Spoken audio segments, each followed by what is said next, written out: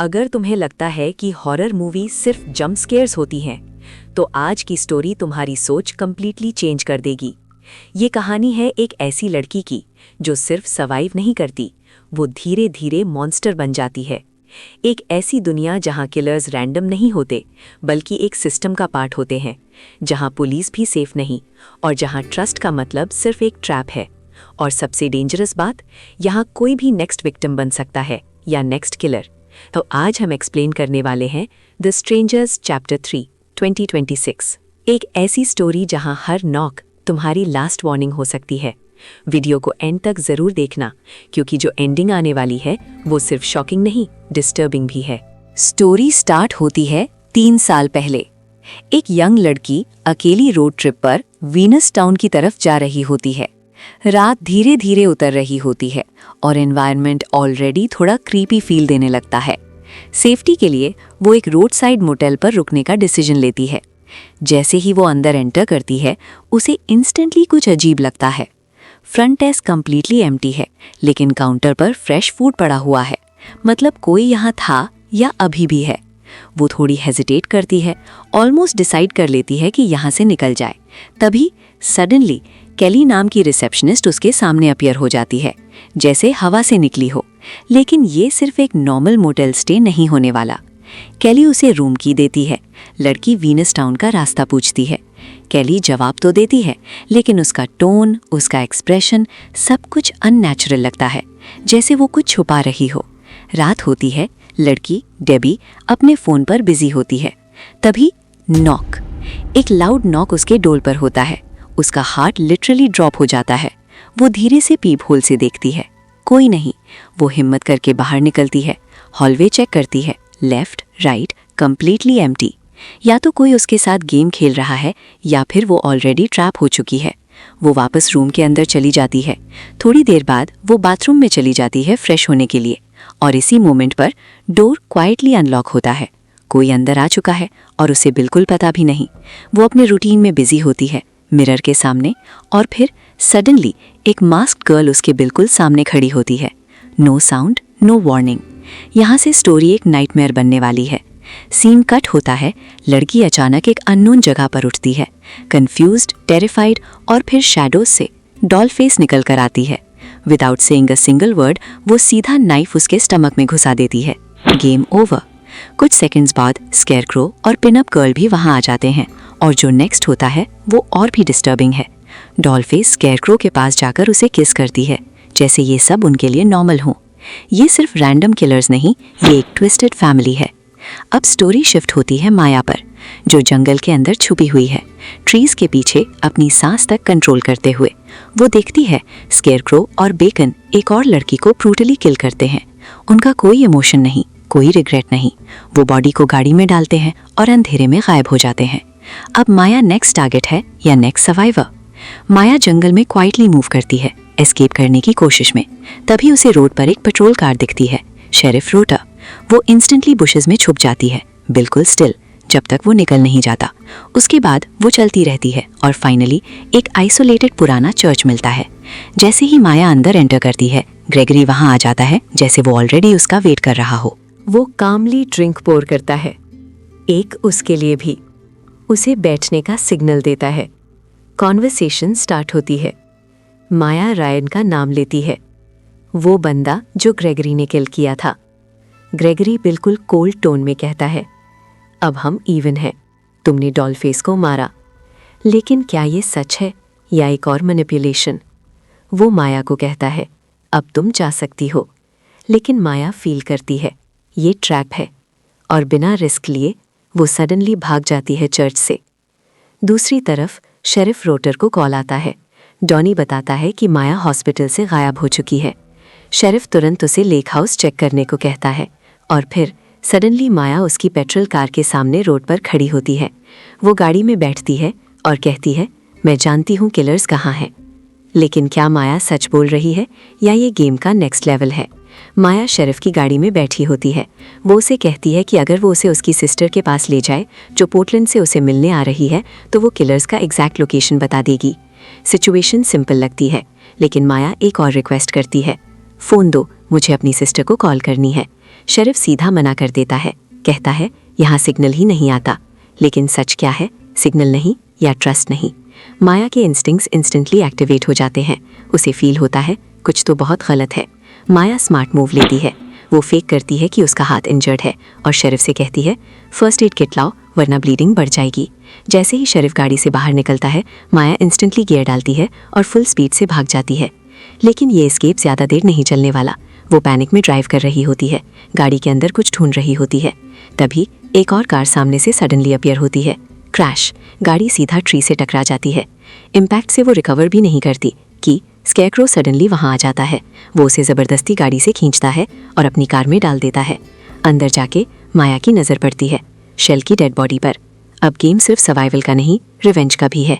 Scene shift होता है और हमें एक फ्लैशबैक दिखाया जाता है। कोर्ट रूम, जज शेरिफ के बेटे को सज़ा सुनाता है, लेकिन ट्विस्ट, उसे जेल भेजने के बजाय कस्टडी शेरिफ को दे दी जाती है। और यहाँ से सच सामने आता है, ग्रेगरी का असली फेस। वो एक इंसान को कोल्ड ब्लड में किल करता है और शेल उसके साथ खड़ी होती है, बिल्कुल बिना रिएक्शन के। ये सिर्फ किलर्स नहीं, ये सिस्टम का पार्ट बन चुके हैं। शेरिफ को सब पता चल जाता है, उसके बेटे की रियलिटी, उनकी किलिंग हैबिट, उनकी ऑब्सेशन, और वो एक डिसीजन लेता है। वो उन्हें प्रोटेक्ट करेगा, लेकिन एक कंडीशन पर, अपने टाउन के लोगों को नहीं मारना। प्रेजेंट में वापस ग्रेगरी और पिनअप गर्ल माया और शेल को एक सीक्रेट हाइडआउट में ले जा रहे होते हैं। ये जगह एक नाइटमेयर है। शूज के पाइल्स, विक्टिम्स का सामान और टॉर्चर के टूल्स हर जगह। यहाँ से कोई जिंदा नहीं निकलता। ग्रेगरी शेल को लास्ट गुड बाय कहता है और फिर उसकी बॉडी को एक इंडस्ट्रियल मशीन में डाल देता है। मशीन चलती है और उसकी बॉडी कंप्लीटली डिस्ट्रॉय हो जाती है। माया ये सब देखती है, शॉक, हॉरर, डिस्गस्ट, सब एक साथ।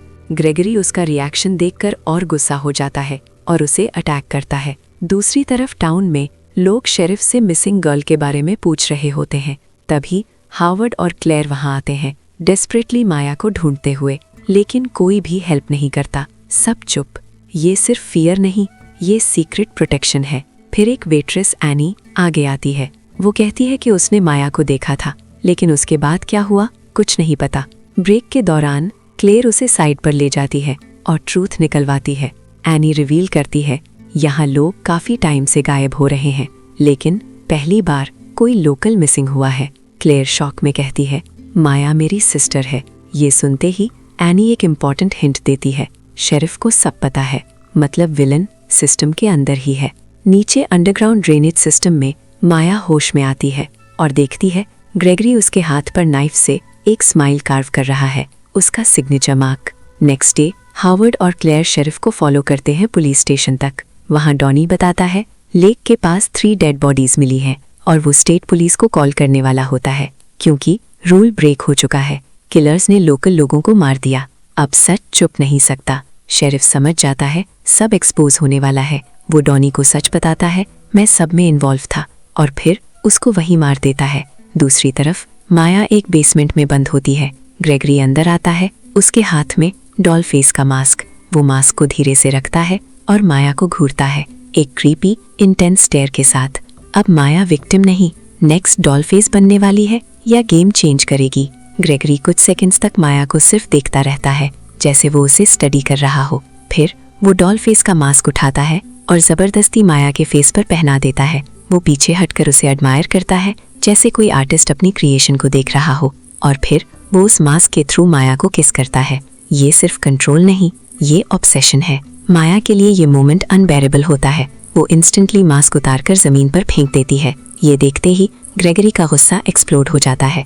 वो बिना कुछ कहे बेसमेंट से निकल जाता है, माया को अकेला छोड़कर। दूसरी तरफ शेरिफ एक डेड बॉडी टॉमी को अपनी गाड़ी में डाल रहा होता है, लेकिन दूर से क्लेयर और हावर्ड उसे देख रहे होते हैं। अब उन्हें कंफर्म हो जाता है शेरिफ भी इस गेम का पार्ट है। वो क्वाइटली इसका पीछा करते हैं। अब सच के और करीब या और ज्यादा डेंजर। वापस माया के पास ग्रेगरी और पिनअप गर्ल मिलकर उसे मेंटली ब्रेक करने की कोशिश कर रहे हैं। उनका गोल सिंपल है, माया को उनकी तरह बनाना। Mask equals membership, fear equals control. लेकिन क्या माया टूट जाएगी या सिस्टम तोड़ देगी? स्टोरी एक फ्लैशबैक में चली जाती है, जहां ग्रेगरी और शेल अपने नेक्स्ट विक्टिम्स ढूंढ रहे होते हैं। शेल एक कन्वीनियंस स्टोर में जाती है। वहाँ एक रैंडम लड़का उससे फ्लर्ट करता है। सडनली उसकी गर्लफ्रेंड आ जाती है और दोनों के बीच फाइट स्टार्ट हो जाती है। वो कपल गुस्से में स्टोर से बाहर निकल जाता है। पार्किंग लॉट में भी उनका आर्ग्यूमेंट कंटिन्यू रहता है। ग्रेगरी ये सब देखकर कहता है, ये नेक्स्ट टारगेट है। लेकिन जो आगे होगा वो उन्होंने भी एक्सपेक्ट नहीं किया। बाद में वो कपल अपने मोटेल रूम में होता है और ग्रेगरी प्लस शेल उनके पीछे अंदर घुसते हैं। लेकिन अंदर जाकर सीन उल्टा होता है। गर्लफ्रेंड ने ऑलरेडी अपने बॉयफ्रेंड को मार दिया होता है। वो रोती हुई कहती है, उसने प्रॉमिस ब्रेक किया। ये सुनकर ग्रेगरी और शेल शॉक नहीं होते, इम्प्रेस्ड होते हैं और वहीं पर वो उस लड़की को अपने ग्रुप में इंक्लूड कर लेते हैं। Present timeline. अब माया को जबरदस्ती उनके साथ ले जाया जा रहा है। वो नए विक्टिम्स ढूंढते हैं और एक कपल को स्पॉट करते हैं।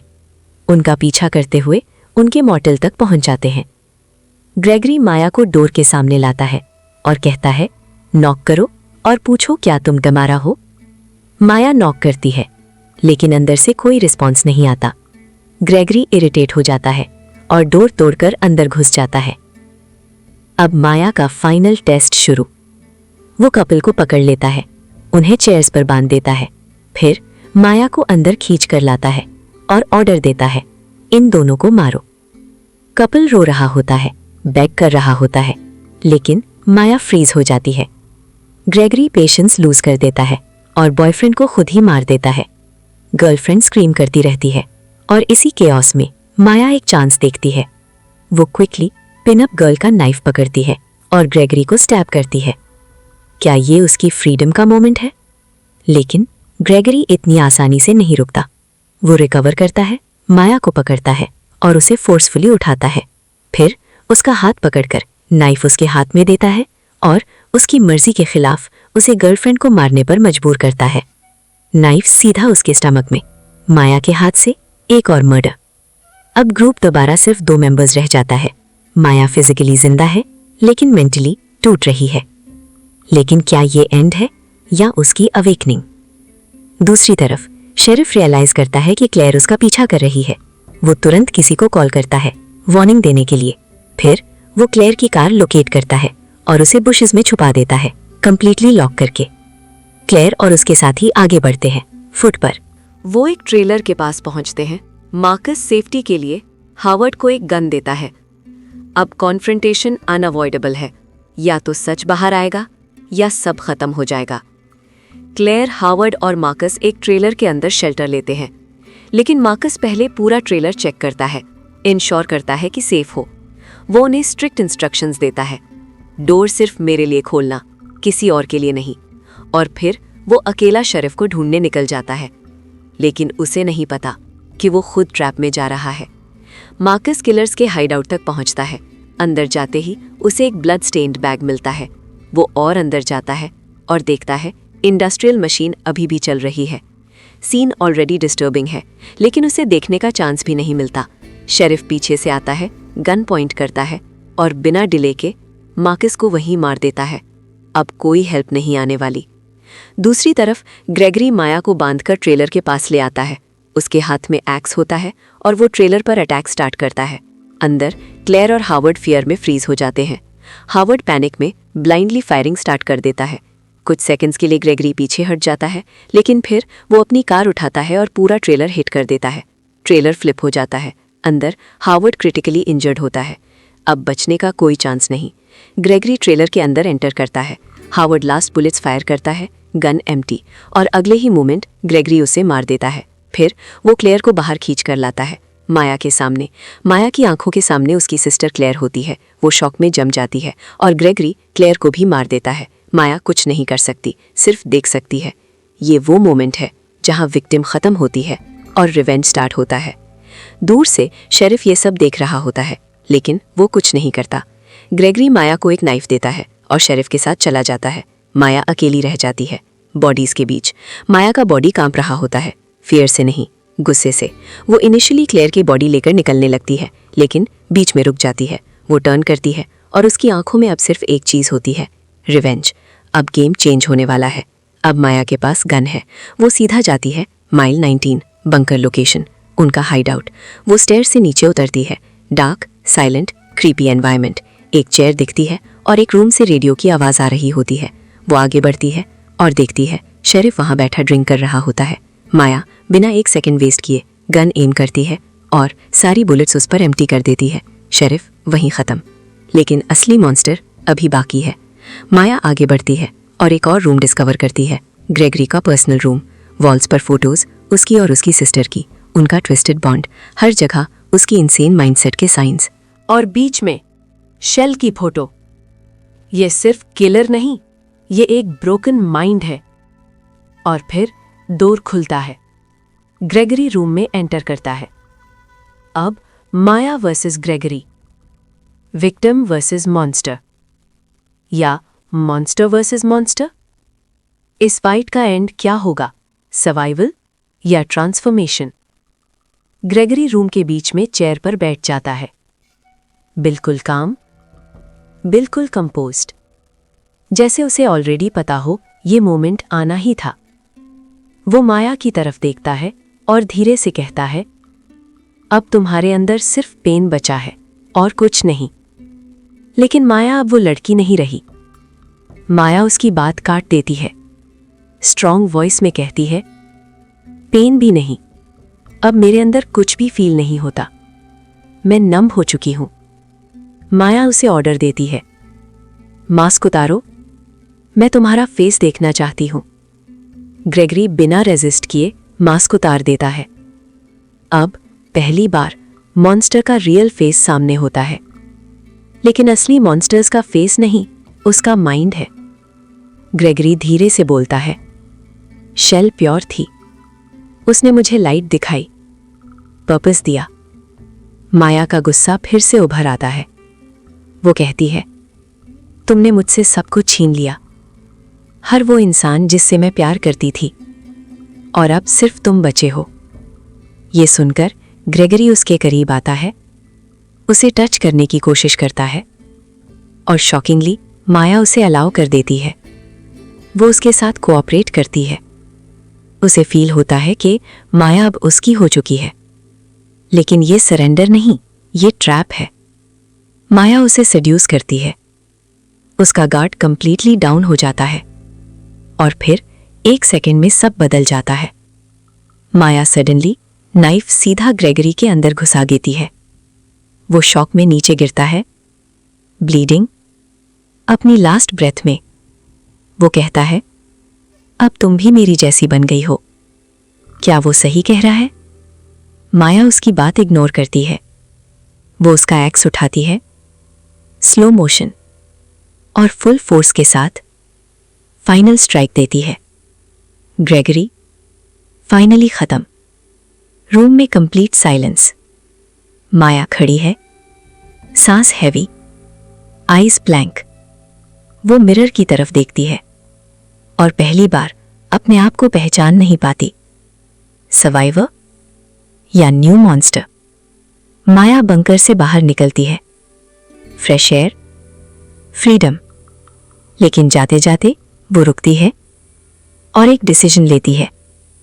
वो ग्रेगरी का मास्क उठाती है और अपने साथ ले जाती है।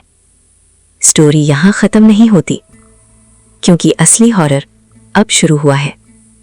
ये एंडिंग एक सिंपल रिवेंज स्टोरी नहीं है, ये ट्रांसफॉर्मेशन है। माया ने मॉन्स्टर्स को हराया, लेकिन क्या वो खुद मॉन्स्टर बन गई? मास्क ले जाना एक सिंबल है। साइकिल खत्म नहीं हुई, सिर्फ नेक्स्ट पर्सन चेंज हुआ है। अगर हम बात करें ओवरऑल रिस्पॉन्स की, तो द स्ट्रेंजर्स चैप्टर 3 ने क्रिटिक्स और ऑडियंस दोनों को काफी डिवाइड कर दिया, लेकिन ऑनेस्टली ज्यादातर रिएक्शन नेगेटिव ही रहा। Ratings overview: रॉटन tomatoes 17%, very low critic score. IMD 4.1/10, below average. IGN Pakistan 2/10, extremely negative. Google users 58%, mixed audience reaction. Critics ने इस फिल्म को एक डिसअपॉइंटिंग और अननेसेसरी फिनाले कहा। उनका कहना है कि डायरेक्टर रेनी हालन ने ट्रिलॉजी को क्लोज करने की कोशिश तो की, लेकिन एग्जीक्यूशन इतनी वीक थी कि इम्पैक्ट बिल्कुल फील ही नहीं होता। स्टोरी को ड्रैगी और रेपिटेटिव बोला गया। हॉरर जॉनरा के core elements fear, tension, suspense almost missing थे। जो एक नया कॉन्सेप्ट इंट्रोड्यूस किया गया, विक्टिम टर्निंग इनटू किलर, वो भी प्रॉपर्ली एक्सप्लोर नहीं हुआ। IGN ने तो सीधा बोल दिया, ये ट्रिलॉजी का सबसे वीक और बोरिंग पार्ट है। What critics didn't like. Critics के अकॉर्डिंग सबसे बड़े इश्यूज ये थे: no real horror feel, jump scares भी इफेक्टिव नहीं, weak script and writing, story में डेप्थ नहीं, अननेसेसरी बैक स्टोरी, मिस्ट्री खत्म हो गया, repetitive scenes, same chase, same pattern. एक क्रिटिक ने तो ये तक कह दिया, इस फिल्म में देखने के लिए कुछ नया ही नहीं है। Audience reaction. ऑडियंस का रिएक्शन थोड़ा मिक्स था। पॉजिटिव साइड, कुछ लोगों को एंडिंग सैटिस्फाइंग लगी, फैंस को ट्रिलॉजी का क्लोजर मिल गया, लीड एक्ट्रेस मैडेलिन पेज की परफॉर्मेंस थोड़ी अप्रिशिएट हुई। नेगेटिव साइड, बहुत लोगों ने कहा स्लो और बोरिंग, कंफ्यूजिंग स्टोरी, बिल्कुल भी स्कैरी नहीं। एक व्यूअर ने तो बोला, मैं विलन्स को सपोर्ट करने लगा था, इतना वीक राइटिंग था। ओवरऑल द स्ट्रेंजर्स चैप्टर 3 एक ऐसी फिल्म है जो अपनी ट्रिलॉजी को स्ट्रॉन्ग फिनिश देने में फेल हो जाती है। कॉन्सेप्ट इंटरेस्टिंग था, एंडिंग इमोशनल हो सकती थी, लेकिन एग्जीक्यूशन इतना वीक है कि फिल्म इम्पैक्ट क्रिएट नहीं कर पाती। अगर हम सब चीज़ों को कंसिडर करें, फिल्मी दुनिया रेटिंग 4/10, एक बार देख सकते हो अगर आप ट्रिलॉजी फैन हो, लेकिन अगर आप प्रॉपर हॉरर एक्सपीरियंस एक्सपेक्ट कर रहे हो तो ये फिल्म डिसअपॉइंट करेगी। तो ये थी स्टोरी द स्ट्रेंजर्स चैप्टर 3 की। लेकिन असली सवाल ये है, क्या माया ने मॉन्स्टर्स को खत्म किया या खुद उन जैसी बन गई? क्योंकि जब तुम इतना पेन फेस करते हो, कभी कभी तुम सर्वाइव नहीं करते, तुम चेंज हो जाते हो। और उसका लास्ट डिसीजन, मास्क उठाना, ये क्लियरली शो करता है कि स्टोरी खत्म नहीं हुई, साइकिल अभी भी जिंदा है। अगर तुम्हें ये एक्सप्लेनेशन पसंद आई हो तो वीडियो को लाइक करो, शेयर करो और चैनल फिल्मी दुनिया हिंदी उर्दू को सब्सक्राइब जरूर करो, क्योंकि यहाँ हम सिर्फ स्टोरीज नहीं बताते, हम उनके हिडन मीनिंग्स भी रिवील करते हैं। और कमेंट में जरूर बताओ, अगर तुम माया की जगह होते तो क्या तुम भी वही करते? नेक्स्ट वीडियो में मिलते हैं एक और डार्क, इंटेंस और माइंड ब्लोइंग स्टोरी के साथ।